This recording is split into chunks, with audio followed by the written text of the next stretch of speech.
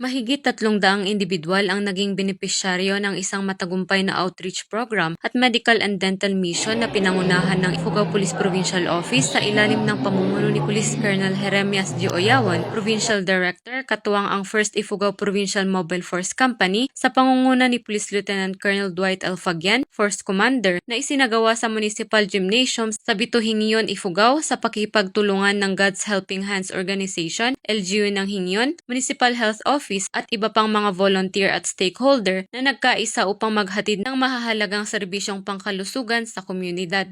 Kabilang sa mga serbisyong ipinagkaloob sa mga benepisyaryo ang libreng konsultasyong medical at dental, minor surgery para sa mga cyst o bukol, physical therapy assessment, cervical cancer screening, blood donation, at pagpaparehistro sa PhilHealth. Nagkaroon din ng pamamahagi ng libreng gamot at reading glasses mula sa mga benefactor. Bukod dito, nagbigay rin ng libreng gupit ang mga tauhan ng 1st Ifugao MFC at PNP Special Action Force bilang bahagi ng kanilang advokasya sa pagpapatupad ng personal na kalinisan at pagpapataas ng kumpiyansa sa sarili ng mga miyembro ng komunidad. Samantala, naghatid din ng saya ang mga tauhan ng 1st Ifugao PMFC sa mga mag-aaral ng Bito Elementary School sa pamamagitan ng isang community outreach program. Kabuuang 40 estudyante ang nabigyan ng school supplies at mga special na regalo habang nakibahagi sa iba't ibang masasayang laro at interaktibong aktibidad. Ang matagumpay na pagsasakatuparan ng inisyatibong ito ay sumasailalim sa matatag na pangako ng Ifugao PNP na maghatid ng serbisyong may malasakit at nakatuon sa kapakanan ng mamamayan. Higit sa lahat, pinatutunayan nito ang kahalagahan ng pagkakaisa at pakikipagtulungan